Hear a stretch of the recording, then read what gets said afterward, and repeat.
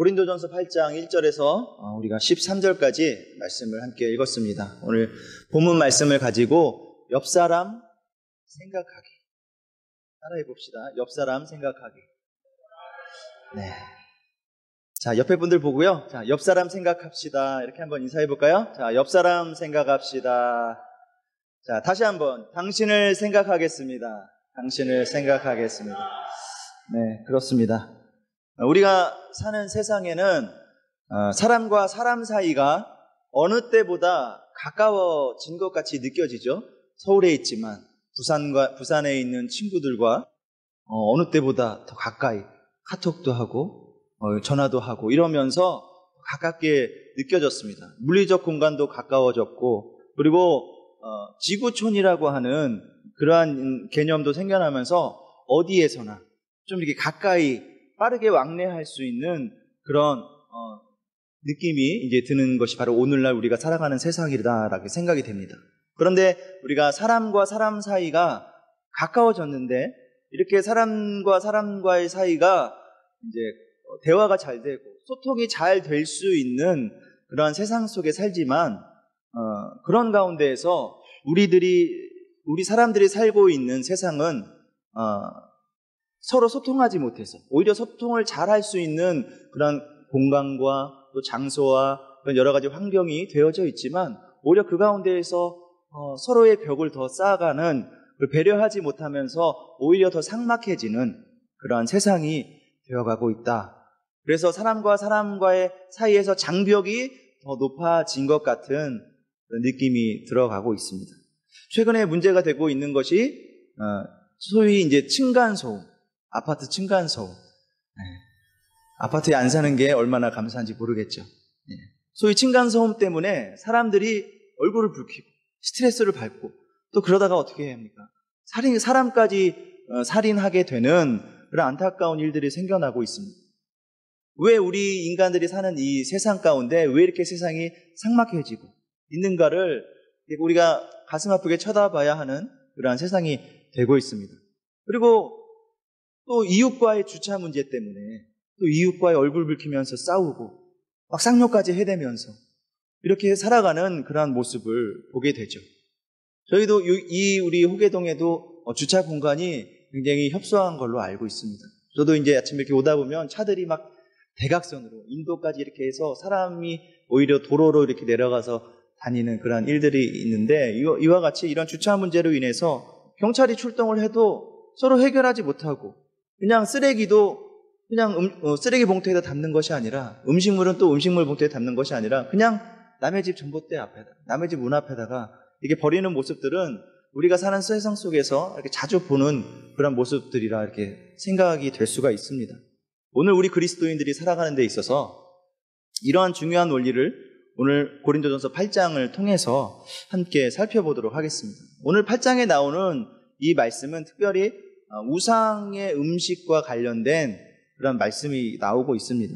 고린도라고 하는 그 도시에 주신 그 교회에, 고린도 교회에 주신 말씀이죠. 고린도 지역은 아테네에서 한 약 40마일 정도 떨어져 있습니다. 당시 아가야 지방의 이제 가장 중심이 되는 그러한 도시가 바로 고린도였습니다. 그리고 동서를 연결하는 중요한 다리 역할도 하고, 그리고 한 50만 명쯤 되는 그러한, 그 당시에는 50만 명이 굉장히 큰 인구죠. 50만 명 정도 되는 이 도시, 대도시를 이루고 있었습니다. 큰 항구가 있었고, 그리고 동서의 중간 지점에 위치하고 있어서 왕래가, 무역이 잘 되고, 그리고 무역선이 드나들면서 그런 곳은 어떻습니까? 부와 쾌락이 숨쉬고 있는 그런 도시가 된 것이죠. 그리고 그 도시에 아프로디테를 섬기는 그러한 신전이 세워져 있었습니다. 그리고 고린도에서 각종 우상들에게, 그래서 신전이 있기 때문에 우상들에게 드려진 그 고기를 다시 시장에다 갖다 내다 파는, 그래서 많은 사람들이 그 신전에서 제사를 드리고 난 그 고기들을, 음식들을 먹는 일들이 많이 있었습니다. 그것을 가지고 시장에다가 많이 내다 팔기 때문에. 그래서 상당히 많은 고기를 신전에다가 먼저 차려놓고 제사를 먼저 드리고, 그리고 그것을 가지고 나가서 시장에 팔았죠.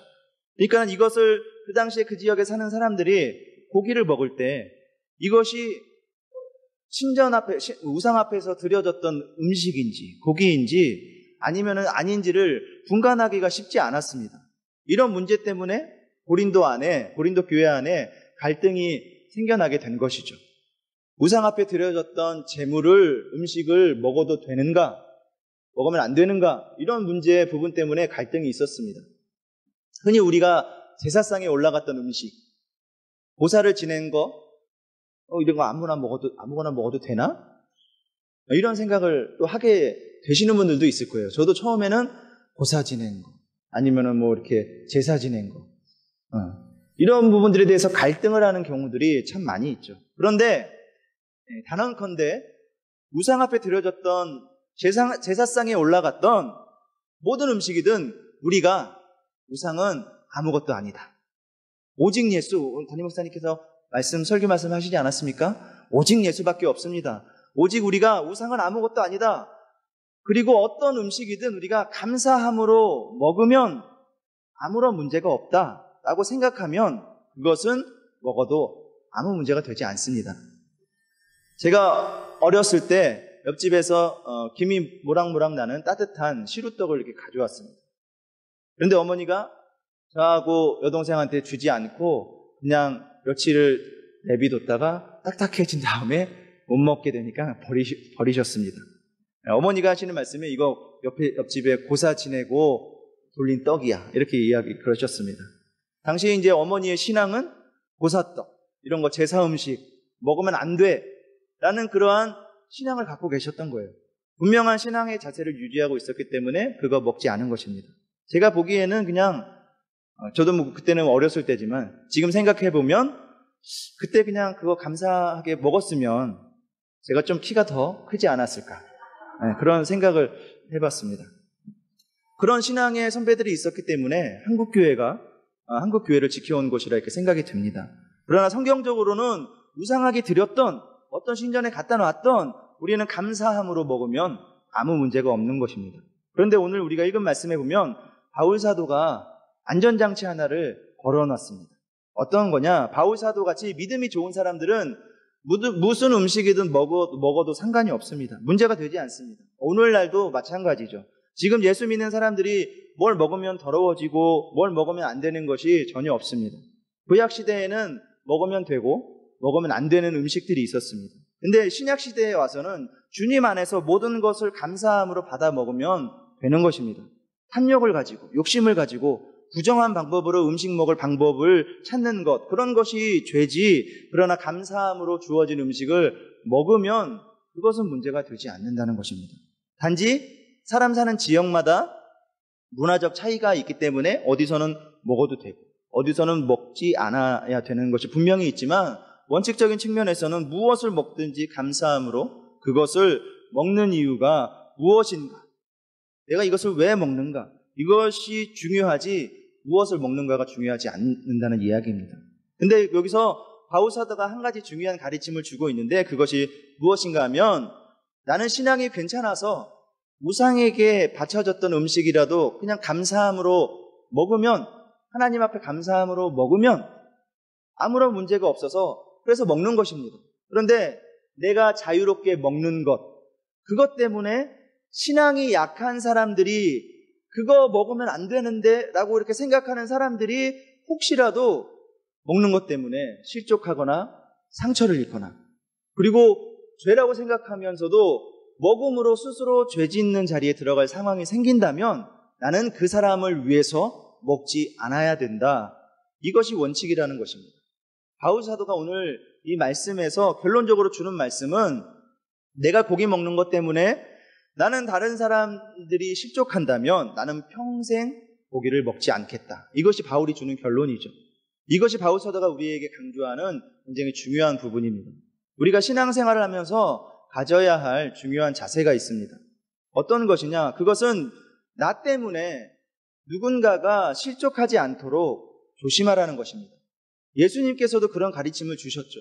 누군가가 나 때문에 실족한다면 차라리 목에다가 연자맷돌을 메고 깊은 바다에 던져지는 것이 낫다, 그런 말씀을 주셨습니다. 우리가 교회 생활 오래 하면서 또 신앙생활을 오래 하면서 조심해야 될 것은, 교회 생활, 교회 생활 속에서 신앙생활을 오래 하지 못한 그런 사람들을 실족하게 하는 일들이 생길 수 있다는 것이죠.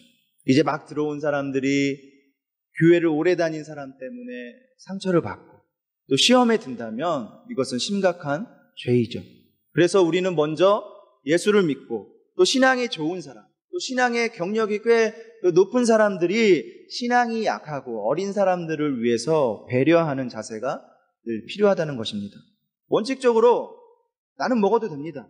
그런데 먹는 것 때문에 누군가가 상처를 받는다면 먹지 않는 것이 좋다입니다.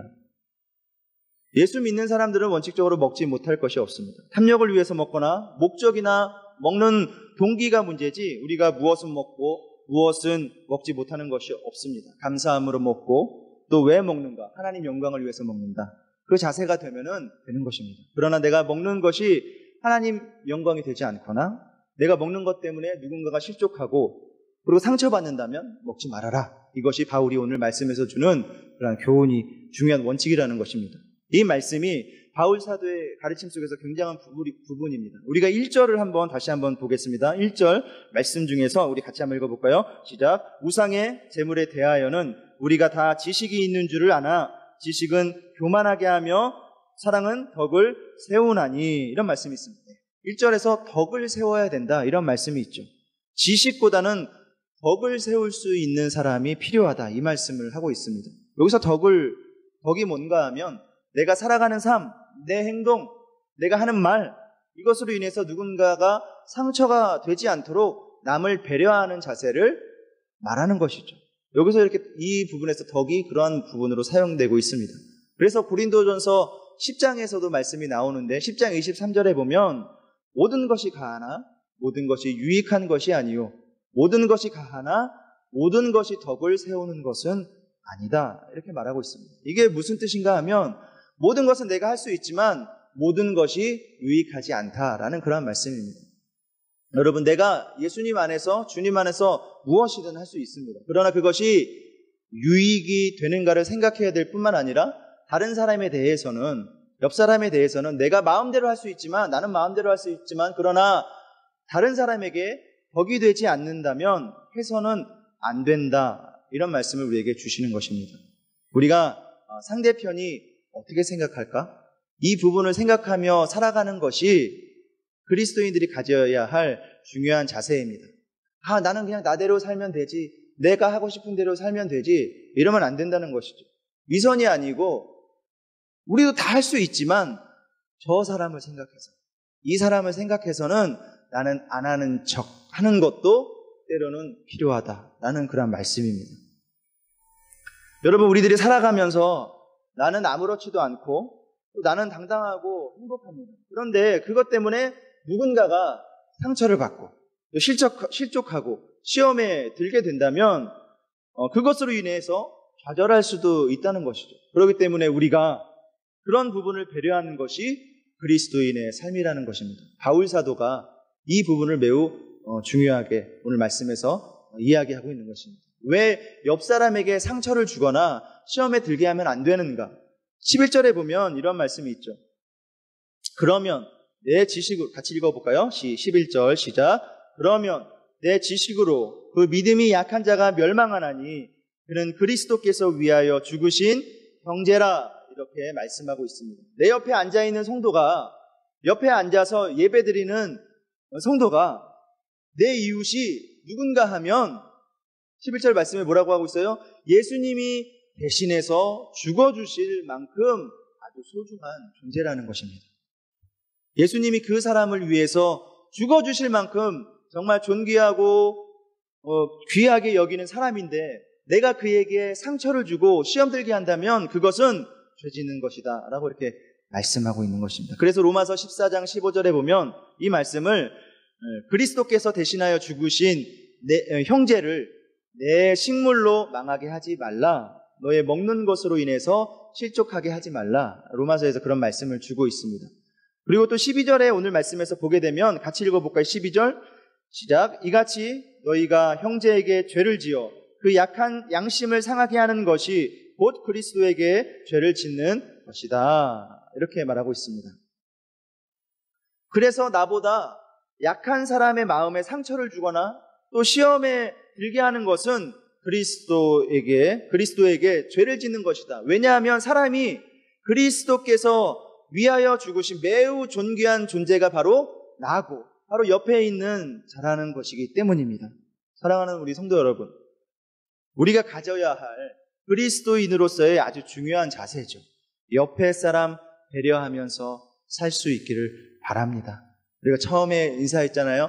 옆에 사람 신경 씁시다. 당신을 신경 쓰겠습니다. 이렇게 인사했던 것이 옆에 사람 신경 쓰면서 살 수 있기 바랍니다. 우리가 살고 있는 세상에 나 좋으면 되지 하면서 마구 그냥 남에게 피해를 끼치며 살아가는 것, 이것은 누가 봐도 잘못된 일이라는 것입니다. 그런데 내가 떳떳하고 당당한 일이라고 할지라도 누군가 한 사람이라도 나 때문에 실족하고 시험에 든다면 우리가 이것 때문에 신경 쓰면서 살아가는 것, 이것이 그리스도인의 매우 중요한 삶의 원리다라고 이렇게 바울이 말하고 있습니다. 그래서 그리스도인은 옆에 사람 배려하면서 살아가는 것, 이것이 중요하다, 삶의 자세다, 이렇게 말하고 있는 것입니다. 부부도 함께 살아가죠. 부부가 함께 살아가는데 남편과 아내도 서로 배려해야 될 일들이 많이 있습니다. 이미 남편이 됐고 이제 아내가 이미 되었기 때문에 막 해도 된다, 이것이 아니라 평생 살면서 아내를 배려하고 남편을 배려하는 것도 굉장한 우리의 중요한 자세라고 이렇게 생각이 됩니다. 우리 그리스도인들이 가져야 할 중요한 삶의 원리, 옆에 사람 생각하면서 배려하면서 살아라라는 것입니다. 김광규 시인이 쓴 이런 시가 있습니다. 약수터 가는 길. 혹시 이런 시집을 읽어보신 분들도 있을 수도 있는데, 약수터 가는 길. 제가 잠깐 읽어드릴 텐데 머릿속으로 그 배경을 상상하면서 한번 내용을 한번 그려보십시오. 이 두 부부가 어느 날 약수터를 올라가는데 그 길을 올라가는 길이 갑자기 오늘은 좀 숨이 차다라는 것이죠. 그래서 이제 나도 갈 때가 됐구나, 이런 생각을 하면서 쓴 그런 할아버지 할머니의 마음을, 그런 노부부의 마음을 그린 시입니다. 제가 목소리는 좋지 않지만 읊어드릴 텐데 조용히 머릿속으로 그려보시기 바랍니다. 내가 먼저 죽어야 마누라가 깨끗하게 치워주지. 하지만 늙은 호러미를 자식들이 얼마나 구박할까. 마누라 병부안을 하고 무덤이라도 가꾸어 주려면 그래도 내가 더 오래 살아야지. 오늘따라 오르막길이 숨가쁘다. 내가 먼저 세상 떠나 영감이 나를 묻어주지. 하지만 늙은 호라비를 누가 곰살붙게 돌봐줄까. 수의라도 제대로 입혀보내고 제사를 챙겨주려면 그래도 내가 더 오래 살아야지. 이런 약수터 가는 길, 이런 시입니다. 감동이 안 되시죠? 목소리가 좀 좋아야 되는데. 할아버지 생각, 할머니 생각, 이게 다루면서 중간에 오늘따라 숨이 차다, 가쁘다, 이런 글이 들어가 있습니다. 할아버지 할머니가 약수터 이제 올라가면서 오늘따라 숨이 가빠요. 그래서 할아버지는 할머니를 이렇게 서로 생각하는 것입니다. 내가 죽으면, 그런 생각을 하다가 아니야, 그래도 내가 조금 더 살아야지. 내 아내를, 내 영감을, 장례를 치러주는 게 더 좋겠다. 보살펴주고 그 다음에 내가 가야지. 이렇게 할아버지 할머니가 하고 있는 그런 따뜻한 시입니다. 이 시를 읽으면서 저도 감동을 받았습니다. 우리가 살면서 이런 생각, 이런 배려가 필요하다는 것이죠. 가까운 사람, 평생을 우리가 함께 살았는데, 평생을 우리가 함께 신앙생활을 했는데 내가 죽는 시간까지도 상대를 배려하면서 꿈꾸고 소원하는 것이죠. 내가 좀 더 살고 싶다는 욕심이 아니라 내가 당신 때문에 조금 더 살아서 당신이 죽으면 잘 장례도 치러주고 또 당신을 잘 마무리해주고 그리고 나는 갔으면 좋겠다. 그런 서로를 배려해주는 따뜻한 마음. 여러분, 우리가 이런 마음이 그리스도인이 가져야 할 중요한 자세임을 일깨워주고 있습니다. 오늘 바울 사도의 마지막 결론, 만일 먹는 것이 내 형제를 실족해 한다면 나는 영원히 고기를 먹지 않아서 형제를 실족하게 하지 않겠다. 이것이 굉장한 중요한 자세죠. 우리가 살고 있는 세상 점점 가까워지는데 친밀해져야 하는데 사람과 사람과의 사이가 더 가까워져야 되는데 거리는 가깝지만, 그리고 이렇게 저렇게 왕래가 빠르게 되지만 얼마나 살벌해지고 나밖에 모르는지 그런 삶을 사는지 모릅니다. 그리스도인들이 특히 남을 배려하면서 교회가 남을 배려하면서 이것이 바로 중요한 일인 것을 성경이 말씀해 주고 있습니다. 어느 신문에서 읽었는데요. 미국의 나바호라는 인디언 보호구역이 있습니다. 인디언들이 다니는 학교에 새로운 선생님이 거기에 부임했습니다. 그리고 그 선생님이 이제 인디언 보호구역에 있는 학교에 들어가서 이제 신임 선생님이니까 열정적으로 아이들을 가르치기 시작했습니다. 그런데 수업 시간에 선생님이 칠판에다가 수학 문제를 5개를 적었습니다. 그리고 학생들을 5명 나오게 해서 문제를 풀게 했습니다. 아마 이렇게 하신 기억이 아마 있으실 거예요. 저도 이제 수업 시간에 수학 선생님이 문제를 풀면 속으로는 저 앉아 있으면서 가슴이 콩닥콩닥 끼죠. 제가 수학을 잘 못하니까 나를 시키면 어떻게 하나. 그래서 어쨌든 문제를 쓰고 나면은 아이들을 불러요. 또 걸려서 나가면 저는 어떻게 하고 있을까요? 열심히 쓸까요? 잘 모르기 때문에 좀 이렇게 가만히 있다가 선생님한테 맞고 들어오는 그러한 기억이 있는데, 어쨌든 여기서도 보면은 선생님이 인디언 그 어린이들을 나오게 해서 문제를 이제 풀게 합니다. 그런데 한 사람도 문제를 풀지를 못하더라는 것입니다. 그래서 선생님이 볼 때 얘네들이 반항하는 건가? 그런데 보니까 반항하는 것도 아니에요. 그래서 나중에 한 사람 한 사람에게 물어봤는데 인디언 아이들이 부모로부터 그런 교육을 받았다는 것입니다. 그런 상황에서 나는 문제를 풀 수가 있습니다.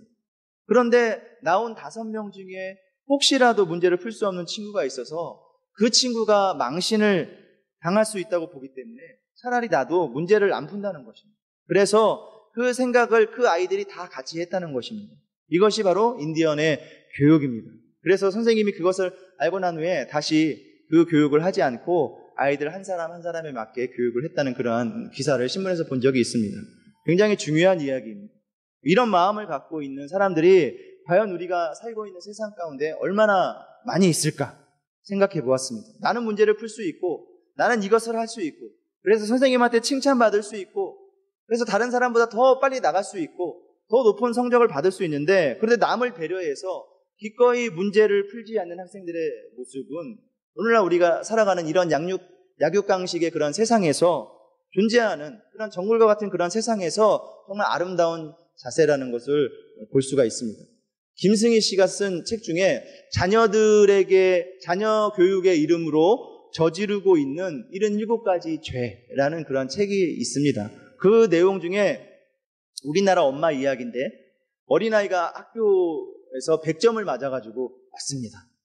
엄마, 저 100점 맞았어요. 그리고 상을 받아가지고 너무 기뻐서 대문에서부터 들어오면서 100점 맞아서 뛰어 들어오는데, 엄마는 일단 그 아이가 상 받고 100점 맞은 것이 기쁘지만 그 아이를 보면서 기뻐하지 않고 칭찬해주지 않는다는 이야기입니다. 그러면 일단 확인하는 게 있다는 것이죠. 뭘 확인할까요? 그것은 니네 반에서 100점 몇 명 맞았어? 이거부터 물어본다는 것입니다. 그래서 혼자 받아야 엄마는 기뻐하고 칭찬해주는 하는 그러한 이야기입니다. 이게 우리 엄마들의 모습입니다. 자녀 교육의 이름으로 저지르는 77가지 죄라는 책에서 나오는 이야기입니다. 여러분, 나만, 우리만, 우리 아이만 이런 생각이 꽉 차버린 세상이죠. 그래서 그리스도인들이 정말 그리스도인다운 그런 건강한 생각과 자세들이 훈련되어질 수 있어야 됩니다. 그래서 신앙생활에 있어서도 나는 떳떳합니다. 나는 당당합니다. 부끄러울 것이 없습니다. 그러나 혹시라도 나는 떳떳하고 당당한 일을 함에도 불구하고 혹시라도 나의 삶을 보고 누군가가 상처받을까봐, 시험 들까봐 조심할 수 있는 삶의 자세, 이것이 우리에게 필요하다는 것입니다. 내가 우상에게 바쳐졌던 고기라도 나는 떳떳하게 먹을 수 있더라도, 그러나 내가 먹는 것 때문에 누군가가 실족한다면 나는 평생 고기를 먹지 않겠다, 그런 마음이 있어야 됩니다. 천국을 이루는 비결이 무엇입니까? 나 혼자 배부르고 나 혼자 잘 되고 나 혼자 똑똑해지고 나 혼자 다 갖는 것, 그게 바로 천국이 아닙니다. 진정한 천국은 나도 배고픈데, 그래서 손에 들어온 빵 한 개를 먹으려고 하는데 옆에 며칠 굶은 것 같은 사람이 쪼그리고 앉아서 나를 불쌍한 눈으로 그 빵 보고 쳐다보고 있어서 혼자 먹을 수가 없어서 그 빵을 뚝 잘라서 나 반, 그리고 그 사람 반 먹고, 반 먹으면 배부르진 않지만 서로 쳐다보면서 이렇게 빙긋이 웃어줄 수 있는 그러한 그곳이 바로 진정한 천국이 만들어지는 줄을 믿습니다. 여러분, 우리가 남을 배려할 수 있는 건강한 자세, 누군가 실족할까봐 정말 남을 신경 쓰며 살아가는 자세가 우리 삶 가운데 필요할 줄을 믿습니다. 주님이 십자가에 왜 달리셨어요? 주님도 죽을 지경이잖아요. 십자가에 달려서 얼마나 고통스럽겠어요. 그러나 주님이 십자가에서 하셨던 마지막 일이 무엇입니까? 옆에 매달려 있던 강도를 배려하셨습니다. 자기 죄를 짓고 망해서 어둠 가운데 떨어져 가고 있는 그 십자가에 달려있던 강도를 위해서 배려해주고 한 사람을 위해서 낙원으로 인도해 주시는 것입니다. 나도 죽을 지경인데, 그리고 내가 누굴 신경 쓰겠나, 그러한 심정인데 나보다 더 힘들 것 같은 그러한 사람을 배려하는 이 모습을 예수님은 십자가에서 이 모습을 보여주셨습니다. 내가 죽을 지경인데 예수님은 나를 찌르는 사람들을 위해서 용서해 주세요, 기도해 주시지 않았습니까? 이것이 예수님이 남을 배려하는, 옆에 사람을 생각하는 아름다운 자세였습니다.